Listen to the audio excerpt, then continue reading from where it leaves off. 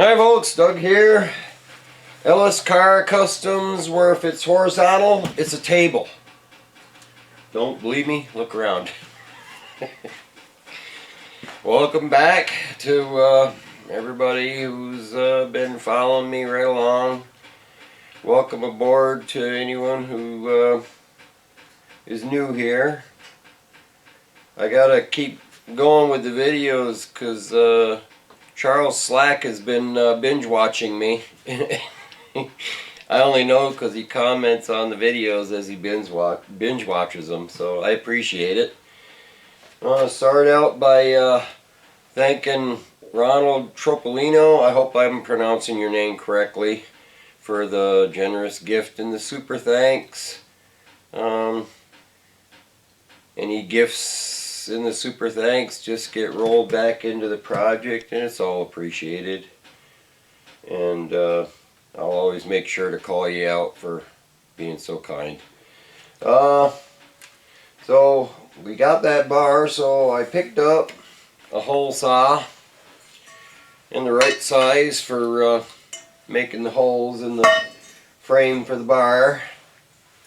I also picked up a set of shock absorbers because I want to be able to make sure that the things are going to line up right and everything when I go to mount that bar. So we got our shock absorbers, we got our hole saw, so I'm hoping it'll warm up a little bit because we've been right back down below zero again, and my heater heats it up here fairly decent, but it doesn't do a good job of heating if you're laying on the floor. So in lieu of that, I'm going to continue on with my back window thing. By the way, thanks to everybody who weighed in on what the caulking situation was with that window. I had a feeling it was some kind of a caulking or a dope or something, and I had a feeling that it was factory just because I've seen it used in various places, like up around the posts there. They were absolutely packed full of that stuff for sealing. John Kelly was talking about it on his, that he dug it all out of there, and I dug it all out of there too because I had to weld those posts on there, and I didn't want to set anything on fire because I ain't good. But we're going to work on the quarter panel, finishing up that quarter panel. I didn't really get much done yesterday, so it wasn't worth filming an episode or anything, but yeah, I had that skim coat of filler on there, and I'm just going to block it out with my longboard to rough it out, so we can get it like we got this here, where it's got a guide coat on it and ready to go. So I'll bring you back. So we're working this panel here, starting out with rough paper just to rough it out. I always keep something I call a whacker, just something like that, so your filler will build up in your paper. And some people just keep switching paper, but I just whack the stuff out of the paper, clear it up. But when you're doing a long flat panel like this with a long board, just like long strokes like that, in a kind of a crosshatch pattern, you don't want to like stay in one place like that. You're just going to dig into it, and you're not going to get it even. So you want to kind of do long strokes like that, in sort of a diagonal pattern. You go one way like that, and then change it up, go the other way, and just keep working it till all your dark spots disappear.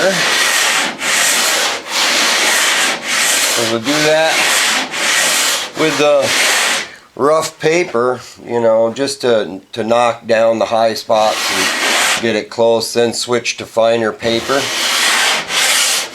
Because you don't want to burn through it, and then you got to put more on. You don't want to do that. You don't have to.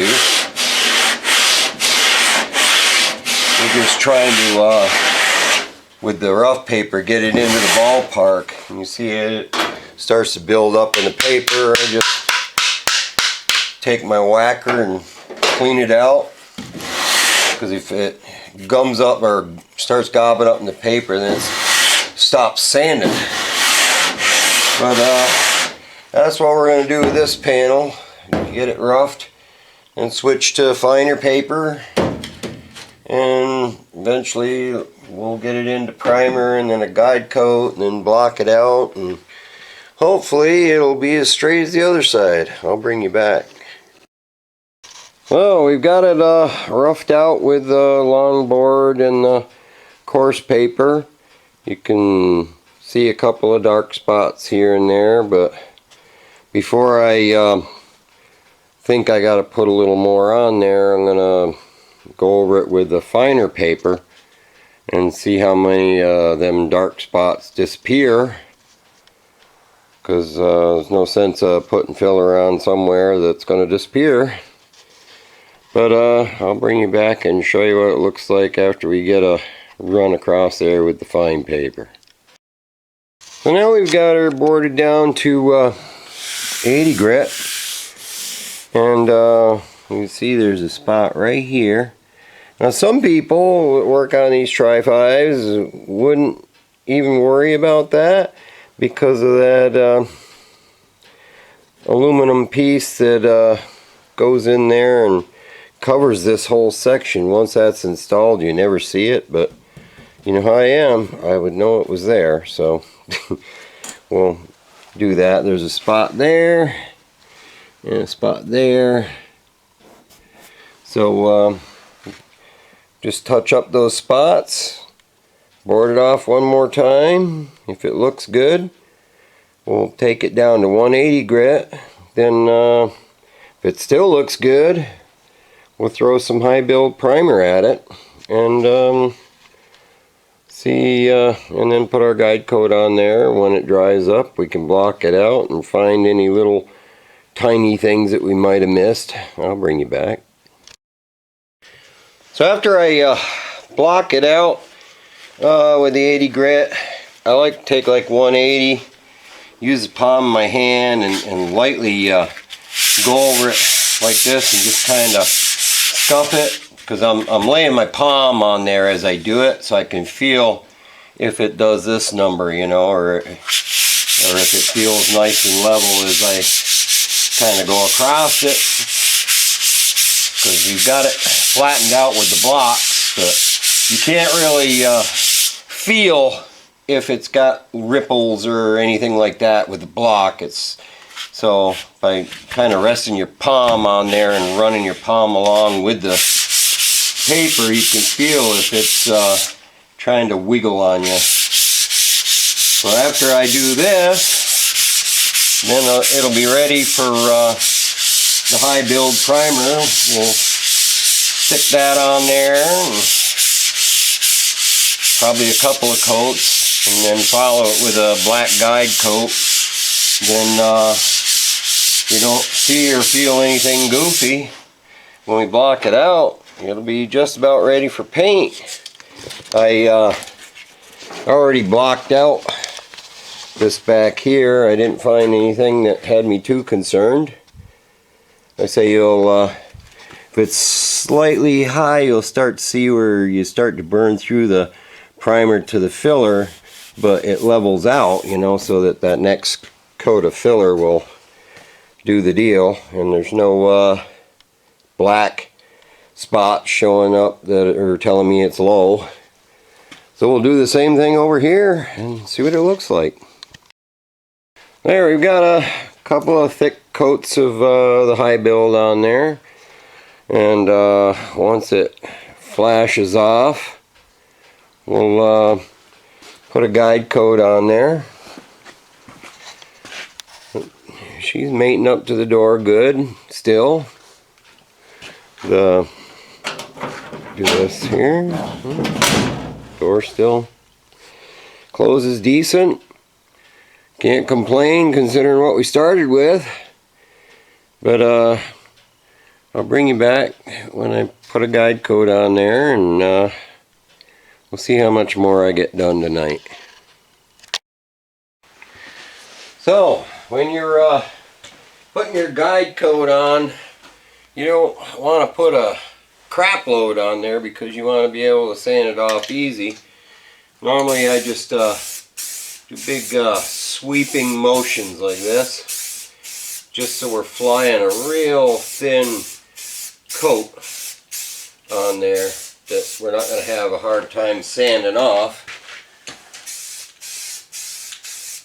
You're just basically dusting it. That's all you want to do. That'll tell you everything you need to know.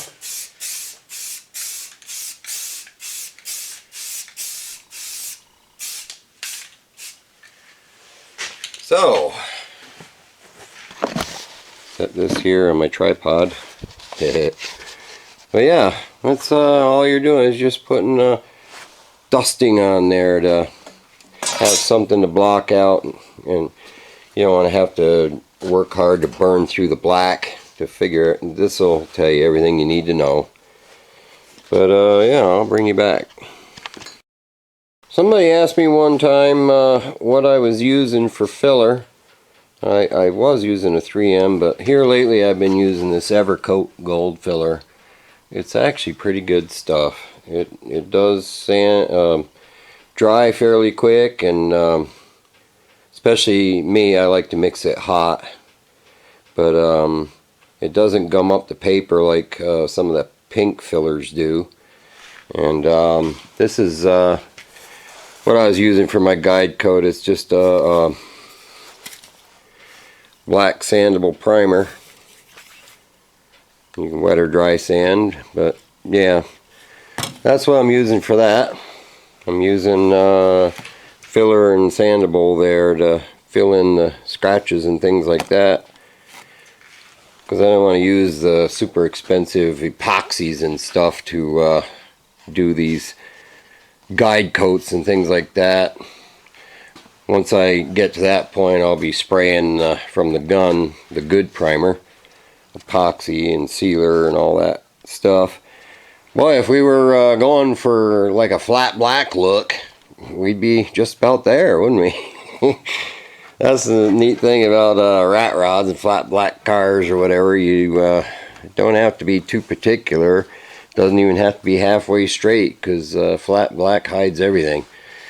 But of course we've got that wheel well there to smarten up like we did that one. But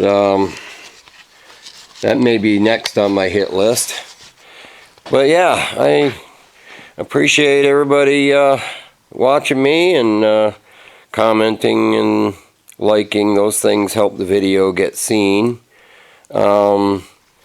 I've been hopelessly behind on responding to comments lately. You know, I like to try to answer them all, but I did some quick figuring, and I've responded to over 10,000 comments, which, you know, I don't mind doing it. I like to answer your questions, and a lot of times I find good suggestions in there from y'all, and I appreciate that.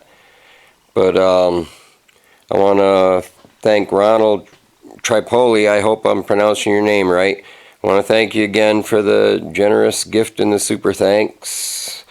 It'll go towards the project, and it's very appreciated. But yeah, if you haven't visited our Facebook group to post up your ride, if you're new here, we have a Facebook group. Same thing, Ellis Car Customs on Facebook. If you have a ride and you'd like to show it off to us, we'd like to see it. And just go over there, and it's free to join, obviously. And I'm not moderating comments. You don't have to go through approvals and anything. You can just post up whatever you want. I trust everybody. It's like the Wild West over there. But but everybody's been behaving themselves, and You know, I mean, we're all adults here, right?